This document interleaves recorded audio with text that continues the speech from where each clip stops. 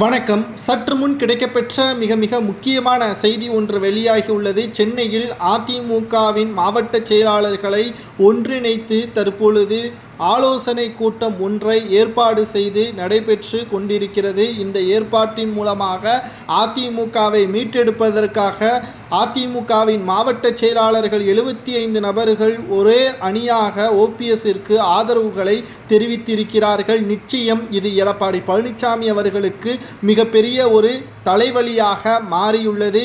ஏனென்றால் டிசம்பர் 15ஆம் தேதி தான் அதிமுகவின் செயற்குழு கூட்டம் நடைபெறுவதாக அறிவித்திருந்தார். இடையில் நீதிமன்றம் ஓபிஎஸ்ஸிற்கும் இரட்டை இலை சின்னத்தில் உரிமை உள்ளது என்று தெரிவித்திருந்தது.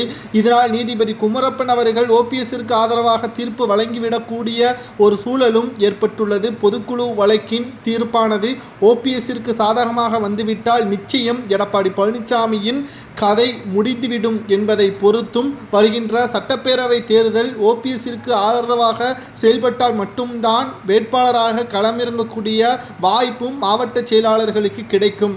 ஏனென்றால் மக்களவை தேர்தலிலேயே பணக்கார வேட்பாளராக யாரை போடலாம் என்றுதான் எடப்பாடி நினைத்திருந்தார். அவர்களிடம் பணத்தை பெற்றுக்கொண்டு எடப்பாடி செய்த துரோகத்தின் காரணமாகத்தான் மக்களவை தேர்தலில் அதிமுகவின் வேட்பாளர்கள் தோற்கடிக்கப்பட்டதற்கு முக்கிய காரணம்.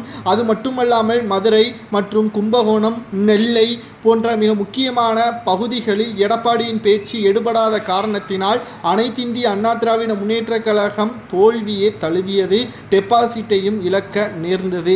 ஆனால் இதுபோன்ற நிகழ்வுகள் மீண்டும் நடைபெறாமல் இருக்க வேண்டும் என்றால் அதிமுகவை ஒன்றிணைவதை தவிர வேறு வழியில்லை என்பதை சுட்டிக்காட்டும் விதமாக மாவட்ட செயலாளர்களது ஆலோசனை கூட்டம் இன்று சென்னையில் ஓபிஎஸ் அவர்களது தலைமையில் நடத்தியுள்ளார். அதிமுகவை மீட்டெடுக்கும் போராட்டத்தில் இறுதி கட்டத்தை எட்டியுள்ளோம் என்றும் 2025 தொடக்கத்தில் அதிமுகவை மீட்டெடுத்து விடுவோம் என்ற நம்பிக்கையையும் மாவட்ட செயலாளர்களுக்கு ஓபிஎஸ் அவர்கள் மற்றும் வைத்திலிங்கம் அவர்கள் தெரிவித்திருக்கிறார். மேலும் இதில் சசிகலா அவர்கள் ஏன் வரவில்லை என்ற பல்வேறு கேள்விகளும் எழுகிறது.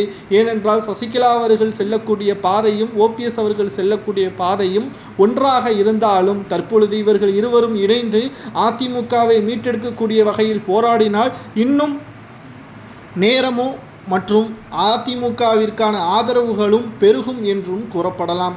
ஆனால் இவர்கள் இருவரும் இணைவதற்கு சில இடையூறாக பல விரோதிகள் இருப்பதாகவும் ஓபிஎஸ் அவர்கள் தெரிவித்திருக்கிறார். சரியான நேரத்தில் இணைந்து அதிமுகவை மீட்டெடுப்போம் என்றும் ஓபிஎஸ் அவர்களும் வைத்திலிங்கம், மனோஜ் பாண்டியன் தெரிவித்திருக்கக்கூடிய நிலையில் எடப்பாடி பொதுச்செயலாளர் பதவி நீதிமன்றத்தால் பறிக்கப்படும், அதிமுகவின் தொண்டர்களால் விரட்டியடிக்கப்படுவார் என்றும் கூறியிருப்பது சரியா தவற கமெண்ட் வாயிலாக கூறுங்கள்.